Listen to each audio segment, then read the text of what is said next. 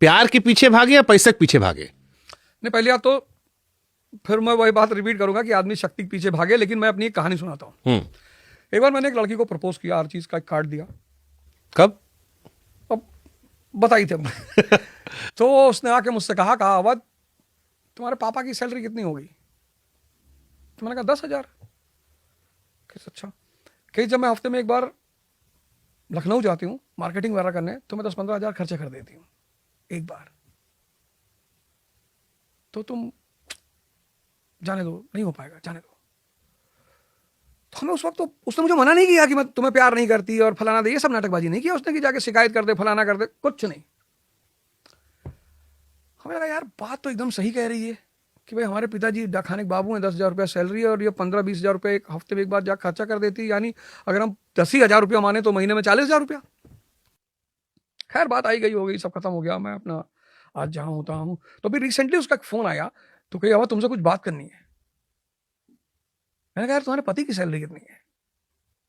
कही प्लीज अब जाने दो। अरे मैंने कहा नहीं बता दो कितनी, 3 करोड़ 5 करोड़ 10 करोड़ कितना? कही प्लीज। अरे मैंने कहा 3 करोड़ है ना, इतना तो पेट्रोल फूक देते हैं सिर्फ टहलने में इंडिया में। तो वो लेडी बुरी नहीं थी, उस लेडी का सबसे प्यारा पॉइंट ये था कि वो मुझे अपना औकात दिखा गई थी कि देखो अवध ओझा, फालतू में नहीं उड़ना है।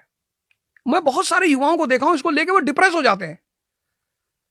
इस देश में औरतों ने हमेशा स्वयंवर किया है और सीता जी उसी को मिलेंगी जो शिव का धनुष तोड़ेगा। औकात पैदा कर लो, सीता जी आपको मिल जाएंगी। शक्ति जिसके पास से प्रेम उसको अपने आप मिल जाएगा। जिसको न्यूक्लियर फ्यूजन आ गया वो सूर्य हो गया।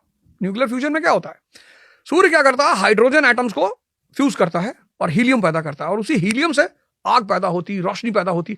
ऐसे मनुष्य के पास भी एक चीज है, समझ, यानी हाइड्रोजन, उसका फ्यूजन करे और हीलियम पैदा करे, साहस, बस वो भी सूर्य बन जाएगा।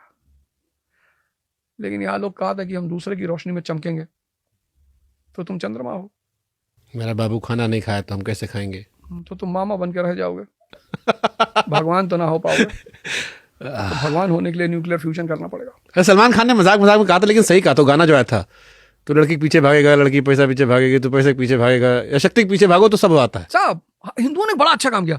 हिंदू एक ऐसी जाति है जो शायद अपनी ताकत को आज भूल गई है। एक उसने फोटो बनाई, भगवान विष्णु लेटे हैं और लक्ष्मी जी पैर दबा रही हैं। अब भगवान विष्णु सर्वशक्तिमान है, शंकर जी भी फंसेंगे तो विष्णु जी को ही याद करेंगे। उस फोटो का एक बड़ा सीधा मैसेज है कि जो आदमी सर्वशक्तिमान है, लक्ष्मी जी उसका पैर दबाएंगे। अब सवाल ये उठा कि सर्वशक्तिमान बनेंगे कैसे? तो शंकर जी आ जाते हैं, तीसरी आंख खुली हुई है। जिसकी तीसरी आंख खुल गई उसका इंटरनल डायमेंशन जाग उठा। सुबह कितने बजे उठना है? 4 बजे। करना क्या है? 2 घंटे ध्यान करना है, योग करना है, एक्सरसाइज करना है, ताकत पैदा करना है, 6 घंटा पढ़ना है।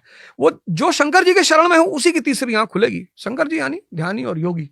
फिर हनुमान जी की मूर्ति बनाई कि डिवोशन, अपने गोल के प्रति, अपने प्रति। जे का खाए ठीक नहीं, वो दूसरे को समझावत है। इस देश की एक बहुत बड़ी विडंबना है। अरे भैया आपको समझाना है, आप समझाओ, राय दो। कम से कम आप तो उस स्थिति में हो कि आपको, लोगों को लगे हाँ यार ये आदमी कितनी विषम परिस्थितियों से आगे आया है। जैसे कोई आवे कि शुभंकर भैया हम पॉडकास्ट शुरू करना चाहते हैं, तो बताइए क्या करें? तो ठीक है, Shubhankar Mishra is in a situation to give him the guidance, क्योंकि वो आदमी एक 10 साल के स्ट्रगल से निकला और उसने अपना एक मुकाम बनाया है। और ये गजनी टीवी के चैनल यहाँ घूमते हैं यार, अभी 3 दिन बाहर वह कैसे बताते हैं यार?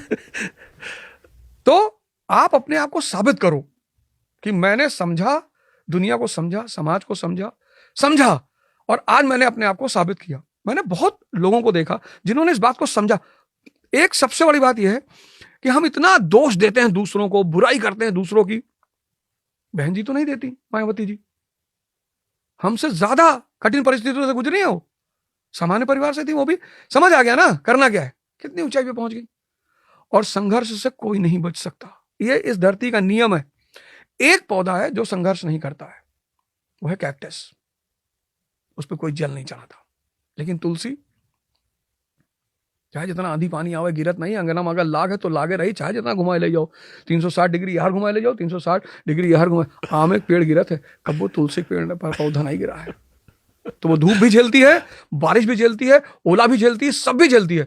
और फिर उसका औषधीय गुण पिया है तो बुखार ठीक होगा, खांसी ठीक होगा। बाबा रामदेव तो कहते तुलसी के पिया करो तो कैंसर ना होए। यहाँ जो कैक्टस बना घूमते थे कहते हमें कोई जले नहीं चढ़ावत है, तुम्हें छू ले तो कांटा लाग जाए, तुम्हें क्या जल चढ़ावे है। अब वो कैक्टस इस बात पर रोए कि हमें भैया कोई जले नहीं चढ़ावत है, हमें कोई दवाई बनाए पीते नहीं है, तुम्हें पी ले तो मर जाए। तो ये एक बड़ा स्पष्ट सा संदेश है। ये सब देखने वाली बातें हैं, ये किताबों में नहीं लिखी हैं, ये सब देखने वाली बातें हैं कि अगर आपके पास गुण है तो आपका सम्मान